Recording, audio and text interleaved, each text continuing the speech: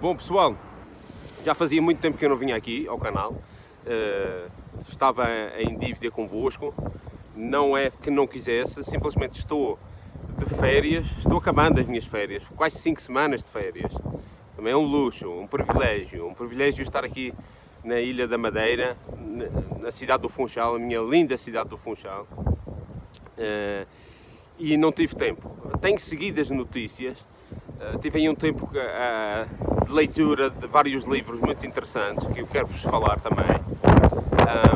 Infelizmente aqui as condições não são as melhores, está um lindo tempo, até está calor, está a fazer calor, mas está vento, eu não sei se aqui as condições sonoras são as melhores, mas eu queria vos falar do que está passando. Tive a notícia agora de que Portugal está já de facto neste conflito, no conflito da Ucrânia. Eu quero-vos dizer que aqui, estando na Ilha da Madeira, eu sinto-me bastante longe da Ucrânia, coisa que quando estou na Alemanha sinto-me bastante mais próximo, pelas notícias, pelo ambiente, eu não sei vos explicar bem, mas ali sente-se, portanto, como as coisas estão conectadas, e a Alemanha é realmente uma parte próxima do conflito ucraniano. Olha, a Ilha da Madeira, onde eu estou, é praticamente dentro da União Europeia, nas terras mais distantes do conflito. A Ilha da Madeira, as Ilhas Canárias, os Açores, a Islândia, somos os que estamos mais distantes de tudo aquilo. Portanto, tudo aquilo que é realmente, historicamente, o mundo russo, aquele que chama-se Ruski Mir, nunca teve a ver connosco, os portugueses. E eu soube agora que na noite passada, salvo erro, o governo português fez saber que ia enviar 4 tanques Leopard 2 de fabrico alemão, depois de ter tido a luz verde do governo alemão, depois do governo alemão ter decidido enviar ele mesmo 14 destes aparelhos para a Ucrânia, e a Polónia também ter feito saber que vai ajudar a Ucrânia com este armamento pesado, de artilharia pesada de fabrico alemão. A Alemanha está com um incêndio, pelo aquilo que eu tenho lido nas notícias, está num processo de muita instabilidade política.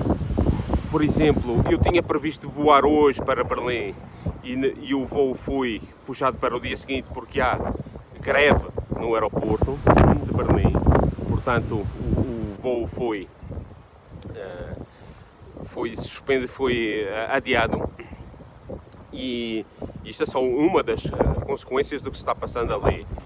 Na semana passada, ou há 2 semanas, a ministra da Defesa alemã foi demitida, a tal Christine Lambrecht, foi substituída pelo tal Boris Pistorius, que estava exatamente aqui na Ilha da Madeira, passando umas férias de 10 dias, e foi surpreendido, diz ele, que também é um socialista do Partido Social Democrata, foi surpreendido, ele era ministro do interior da Baixa Saxónia, e foi surpreendido em férias, e ele disse inclusivamente à imprensa que estava desfrutando as lindas férias na Ilha da Madeira, comendo bom pescado, bom peixe todas as noites, e fui surpreendido que tinha sido apontado para o próximo Ministro da Defesa da Alemanha.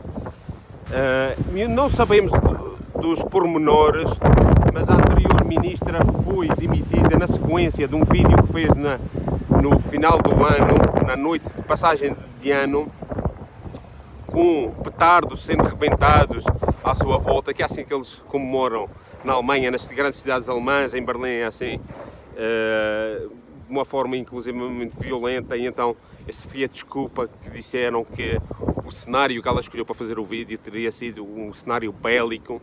Eu não sei se ela foi demitida por estar escalando o problema na Ucrânia ou por não querer fazer parte da escalada,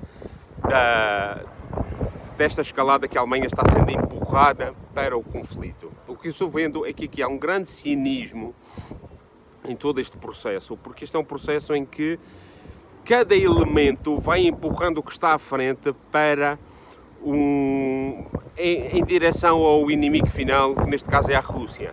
E a Alemanha já está sendo empurrada, depois de ter sido empurrada a Ucrânia, está sendo empurrada também a Polónia, e a mim o que me entristece ainda mais de tudo isto, que já seria seria bastante preocupante, porque estamos todos na União Europeia e na NATO. Portugal, sendo o país mais distante de tudo isto, também esteja sendo empurrado para este cenário.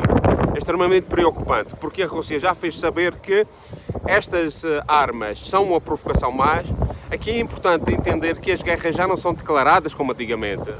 Não, declaro guerra a vocês e tal, por estas razões ou por aquelas. Não há isso já. O que há é uma série de provocações, uma escalada de provocações que é inexorável. Por exemplo, a Europa nisto está servindo de peão da NATO e dos interesses dos Estados Unidos, do Ucrânia e também dos ingleses. Por exemplo, Boris Johnson esteve em Kiev há 2 dias. E o que está passando em Kiev, dentro do governo ucraniano, pode ser também um factor de mudança nisto tudo, se cair o governo, porque parece que o Zelensky está numa posição mais fragilizada do que nunca.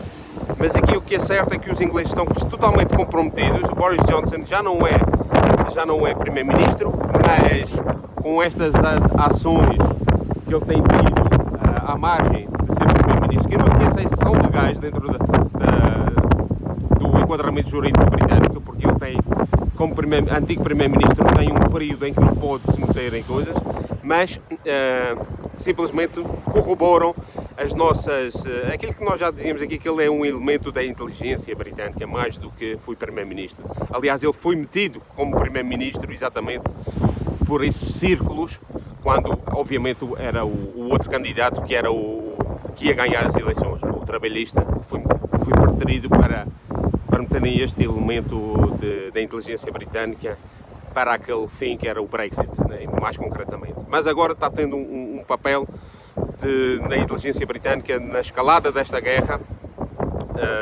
mas ali passam-se na Ucrânia está passando muita coisa.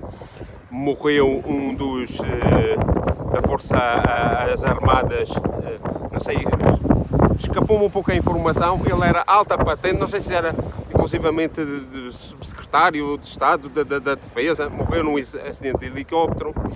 Outro alto oficial foi demitido, agora vários, antes de ontem, elementos de alta patente do governo foram demitidos, 5. Agora o próprio Zelensky acusa de corruptos a toda aquela massa que foram seus mãos direitas e próximos no governo, ou seja, está dizendo aquilo que aqui na esfera ocidental era a teoria da conspiração e era putinismo, e de que chamar de corruptos ao governo ucraniano, agora o próprio Zelensky já o diz abertamente. Então é um cenário bastante complicado.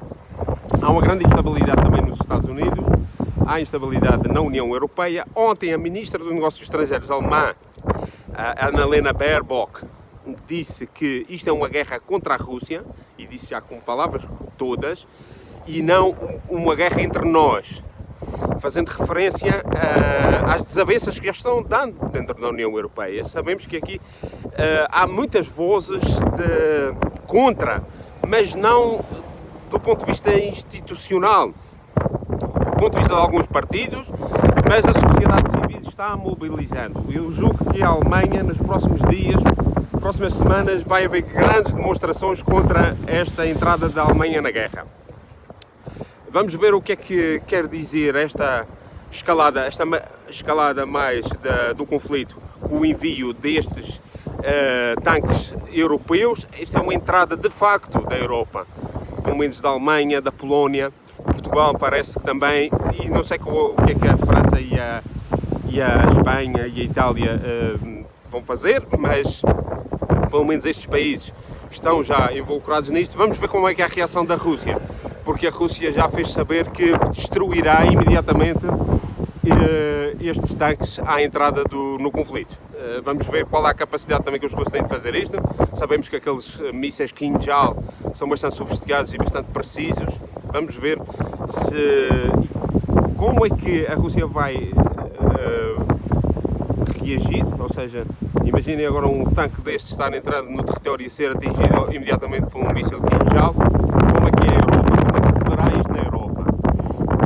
Sabendo como funciona aqui a imprensa e os políticos e o cinismo e a hipocrisia daqui do sistema dentro da Europa e da NATO, isto vai ser visto como uma declaração de guerra da Rússia à Europa. Vão inverter o ônus da prova, como é normal dentro do sistema de propaganda aqui ocidental. E o que eu noto é que é muito difícil abordar estes temas. A percepção tem jogado um papel muito importante, pelo menos na opinião pública. Eu tenho falado aqui com gente que tem muito apreço, muito boa gente, amigos.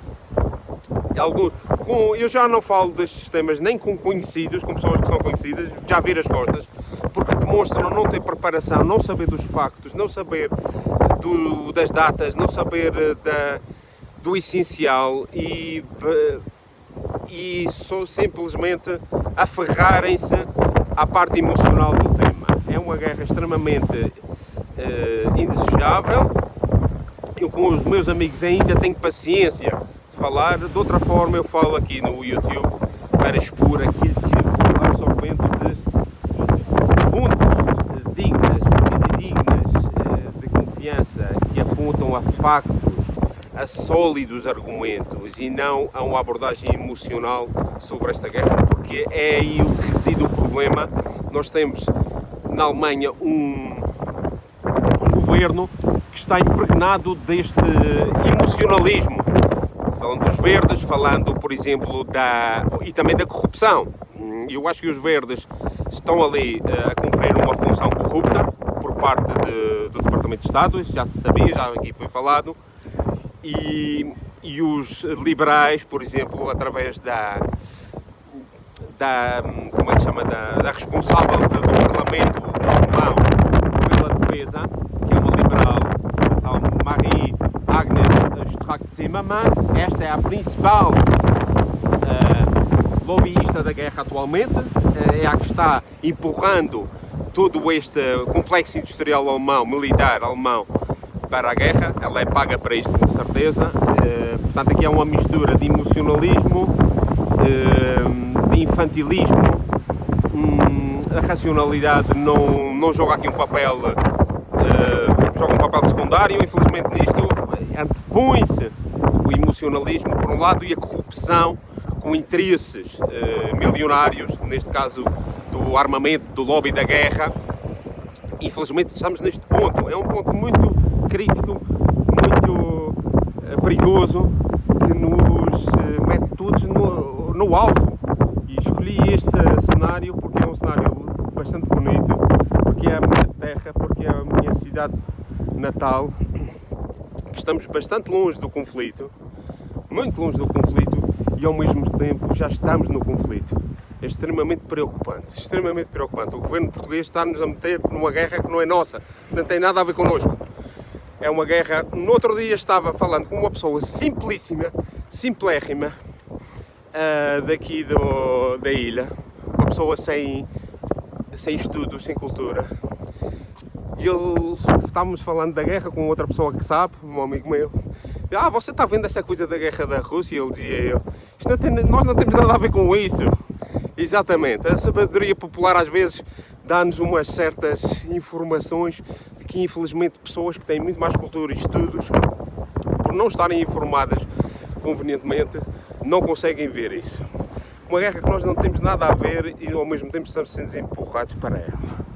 É com uma certa apreensão e inclusivamente com certo temor que eu agora viajarei para a Alemanha em breve, porque sei que a Alemanha está não só envolvida como já nós estamos envolvidos, mas que joga um papel muito mais primordial neste conflito com a Rússia, pelas suas fronteiras, pela sua centralidade. Mas por outro lado, como analista, sinto-me na obrigação de captar a reação da população alemã, que de certeza será bastante vigorosa. Os alemães não vão aceitar de bom grado este envolvimento numa guerra que também não é deles, que tem antecedentes históricos que redundaram em desastres, só por falar na Segunda Guerra Mundial e ao Ostfront e tudo mais. Portanto, isto vai suscitar na Alemanha uma grande reação popular, porque isto já está pagando na fatura da eletricidade, da energia, no dia a dia. Esta obstinação louca de fazer que a Ucrânia ganhe uma guerra contra uma superpotência nuclear munida de 7.000 ogivas nucleares. Pessoal, vemos aqui em breve.